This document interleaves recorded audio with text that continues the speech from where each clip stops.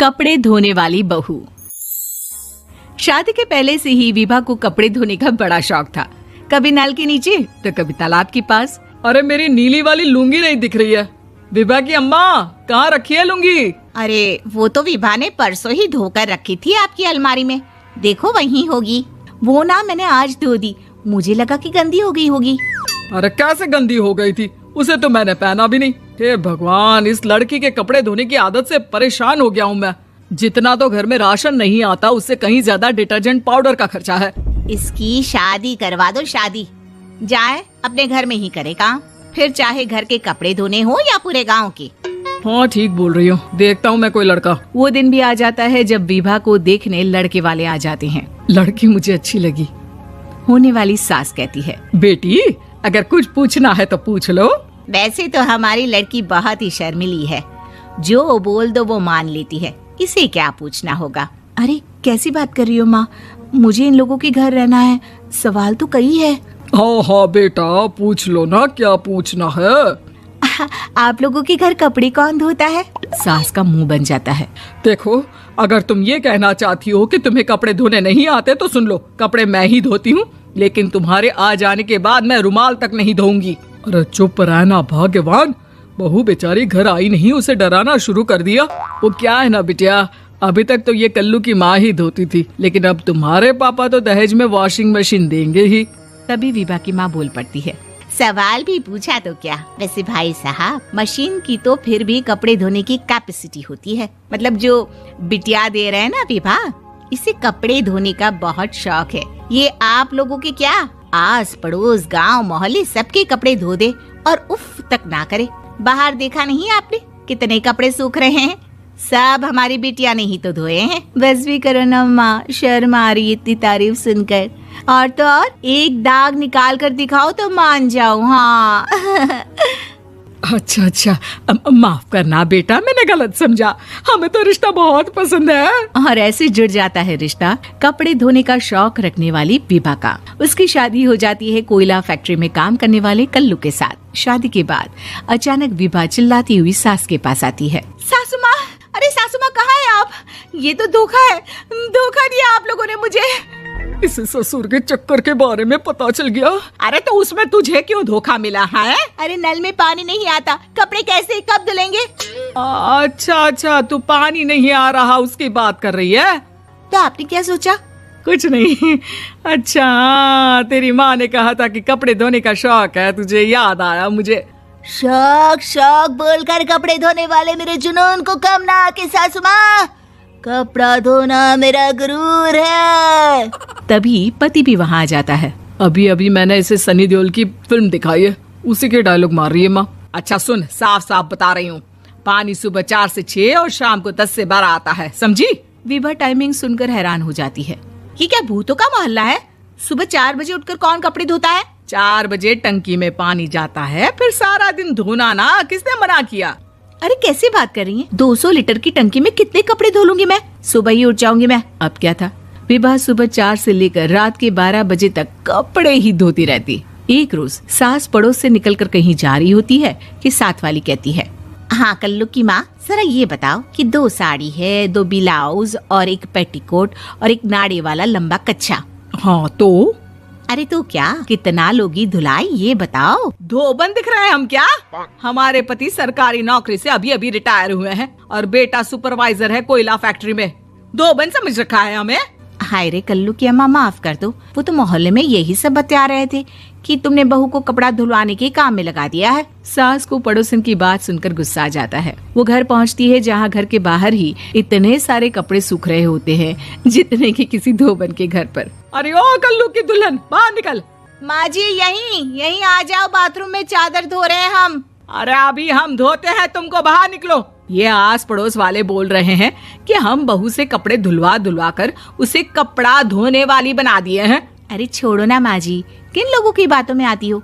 आस पास के लोगों का तो काम ही होता है कि वो किसी तरह सास बहू को लड़ा दे। बहू सारे घर के कपड़े धोती है, ये क्या कम है? बोलिए। सास को भी लग जाता है कि वो बहू का ये सनकीपन नहीं छुड़वा सकती, इससे अच्छा है कि खुद ही चुप हो जाए। एक रोज सास और बहू मंदिर जाते हैं, जहाँ सास की साड़ी वहाँ खड़ी भीख मांगने वाली से मिलती है। माँ जी क्या बात है? आप आपकी साड़ी उस भिखारन से कितनी मिल रही है ना? हाँ हाँ, देखो तो दोनों की साड़ी मिल रही है। क्या बात है कल्लू की अम्मा, तुम खुद को तो अफसर की बीवी बताती हो और ऐसी सिंपल सी प्लेन साड़ी पहनकर घूमती हो। सिंपल और प्लेन नहीं है ये साड़ी। तो क्या सोने के धागे से फूल बने हैं? कुछ भी सासू माँ, कुछ भी। हाँ, बने थे इस साड़ी में सोने के धागे से फूल। मेरे पति लेकर आए थे मद्रास से स्पेशली मेरे लिए 10,000 की। ताहे भाई साहब इस भिखारन के लिए भी सेम टू सेम साड़ी लेकर आए होंगे 10,000 की। सास उस वक्त तो कुछ नहीं कहती, लेकिन बहू के साथ घर आती है और अलमारी से एल्बम निकाल कर लाती है। ये साड़ी देख रही है, ये वही साड़ी है जिसे मैंने अभी पहना था। इस साड़ी में ये जो चमकदार फूल दिख रहे हैं ना, ये सोने के धागों से काटे गए हैं। लेकिन तू लोकल वॉशिंग मशीन ब्रश से घिस घिस कर सारे फूलों को निकाल कर साड़ी प्लेन कर दी। मुझे माफ कर दीजिए सासू माँ। और तो और, जब मैंने तुझे तेरी गलती के लिए कुछ नहीं कहा, लेकिन तूने तो सबके सामने मेरा मजाक ही बना दिया। क्यों? बहू को समझ में आ जाता है कि अब से उसका कपड़े धोना बंद। सृष्टि बचपन से ही दिखने में सुंदर नहीं थी, लेकिन अमीर बाप की बेटी सृष्टि पर उसकी माँ जान छिड़कती। मेरी बेटी कितनी प्यारी है, भगवान सबको सृष्टि जैसी बेटी दे। सृष्टि धीरे धीरे बड़ी होती है। एक दिन सृष्टि की सहेली कहती है, तू दिखने में कितनी अजीब सी है, लेकिन मैं जानती हूँ हम सब में सबसे अच्छी शादी तो तेरी ही होगी। तेरे पापा अमीर जो हैं। और बता नहीं सकते यार, दहेज तो हर कोई देता है, ये क्या ज्यादा ले जाएगी अपने पति के लिए? अरे बड़े शहर में कोठी है इसके पापा की। अरे पापा की है ना, कौन सी इसकी है? इसकी होती तब तो कोई भी लड़का इससे शादी कर लेता। अरे पापा की मतलब पापा की है तो मेरी ही है ना? किसने कहा? अब तेरी तो तब होगी ना जब तेरा भाई ना हो। वैसे भी शादी के बाद सारी प्रॉपर्टी भाई के नाम होती है। सृष्टि समझ जाती है कि उसे किसी भी हालत में माँ बाप की सारी प्रॉपर्टी को अपने नाम करना है, लेकिन कैसे? एक दिन सृष्टि का भाई शीनू कहता है, बहन क्या कर रही है? तुझसे एक बात करनी है। अरे हाँ हाँ करना, मैं तो तेरी बहन हूँ। बहन, मेरी लाइफ में ना एक लड़की है, बहुत अच्छी है। मैं सोच रहा हूँ माँ और पापा से बात करूँ शादी के लिए। सृष्टि को समझ में आ जाता है कि भाई की शादी होते ही भाभी उसे एक दिन भी घर में बर्दाश्त नहीं करेगी। क्या बात है भाई, बताना कौन है वो? यार वो बहुत अच्छी लड़की है, पढ़ी लिखी है, मेरे साथ जॉब भी करती है। बस एक प्रॉब्लम है। प्रॉब्लम? क्या प्रॉब्लम है भाई? यार वो शादीशुदा है, लेकिन उसके पति ने उसे सिर्फ इसलिए छोड़ दिया क्योंकि उसके माँ बाप दहेज नहीं दे पाए। सृष्टि ये सुनकर न जाने क्यों खुश हो जाती है। अरे भाई तो क्या हुआ, लड़की तुझे तो पसंद है ना? शीनू को लगता है कि बहन उसे समझ रही है। वो इस बात से अनजान होता है कि उसकी बहन की मंशा पूरा घर हड़पने की है। सृष्टि अपनी माँ से कहती है, मम्मी मुझे तो बहुत चिंता है, पता है शीनू क्या कर रहा है? अरे क्या कर रहा है? वो तो काम पर जाता है और वापस घर आता है। नहीं ना माँ, वो यही तो नहीं कर रहा, बाकी सब कर रहा है। आपको पता है उससे प्यार है, और वो भी एक शादीशुदा लड़की से। हैं? ये क्या हो गया? मैं सोसाइटी में क्या मुंह दिखाऊंगी? अरे तेरे पापा तो यही कहेंगे कि मैंने ही उसे बिगाड़ दिया है। माँ देखो, मेरी बात मानो, पापा पर भी विश्वास करने की जरूरत नहीं है। अब आप ही बताओ, पापा इतनी देर घर के बाहर रहते हैं क्यों? बोलो। अरे बेटा वो तो नौकरी करते हैं ना। तू बहुत भोली है माँ। पापा का ऑफिस तो 7 बजे खत्म हो जाता है, लेकिन देखो कितनी देर से आते हैं। अरे नहीं नहीं बेटा, ऐसी कोई बात नहीं है। सृष्टि माँ को एक औरत से बात करते पिता की फोटो दिखाती है। देखो माँ कैसे हैं पापा, मैं ना कहती थी कि पापा सही नहीं है। मैं तेरे पापा से बात करूंगी, दे फोटो मुझे। ओ माँ, वो तो डिलीट हो गई। लेकिन चल, तूने तो देख लिया ना। पापा से बाद में बात कर लेना, और हाँ, मेरा नाम बिल्कुल मत लेना। हाँ माँ। अब क्या था, सृष्टि के माँ और पिता के बीच झगड़ा होना शुरू हो जाता है। सृष्टि के मन में क्या चल रहा था कोई नहीं जानता था। एक दिन, माँ, सृष्टि के लिए एक लड़का देखा है, वो लोग शाम को उसे देखने आने वाले हैं। और हाँ माँ, एक खुशखबरी, मैं और पापा मिलकर एक नया बिजनेस ट्राई कर रहे हैं। शाम को लड़का आता है, सांवले रंग का। सृष्टि को तो बिल्कुल भी पसंद नहीं आता। लड़की की माँ कहती है, लड़की का चेहरा तो कोई खास नहीं, लेकिन अगर मेरे बेटे को आप लोग सेटल कर दें तो मैं उसकी शादी आपकी बेटी से करवा दूं। सृष्टि को लड़का बिल्कुल पसंद नहीं था। उसे भाई पर गुस्सा आ जाता है। लड़के वालों के जाने के बाद कहती है, माँ देखा, शीनू मेरे लिए कैसा लड़का लेकर आया, न दिखाने लायक न सुनने लायक, सेटल भी नहीं, वो भी हम करे।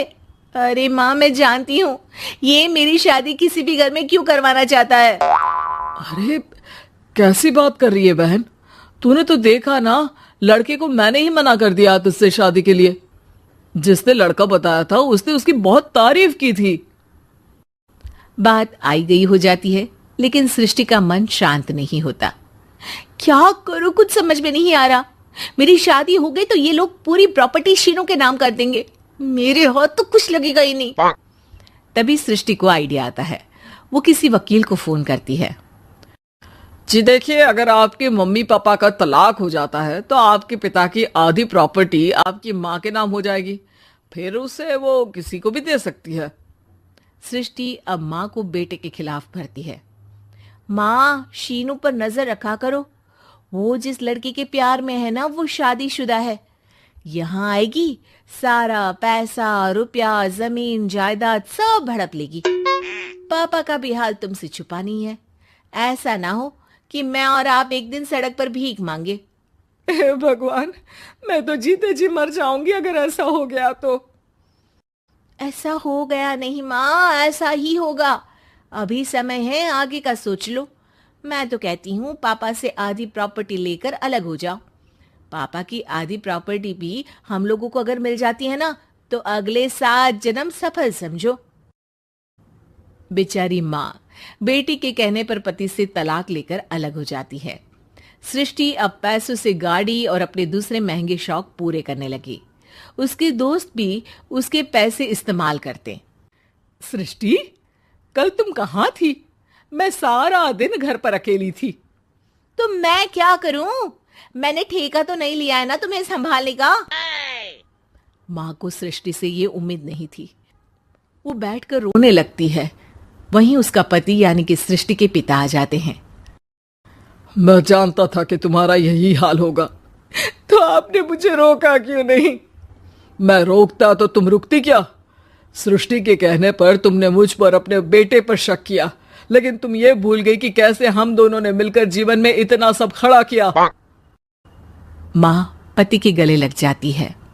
मुझे माफ कर दीजिए, मैंने आपकी कमाई का एक बड़ा हिस्सा गवा दिया। कोई बात नहीं, तुम साथ हो तो मैं ऐसी 7 प्रॉपर्टी खड़ी कर दूंगा। तभी वहां सृष्टि आ जाती है रोते हुए। माँ, मयंक ने मुझे छोड़ दिया। वो बोल रहा था जब तक मेरे पास पैसे थे तब तक ही वो मेरे साथ था।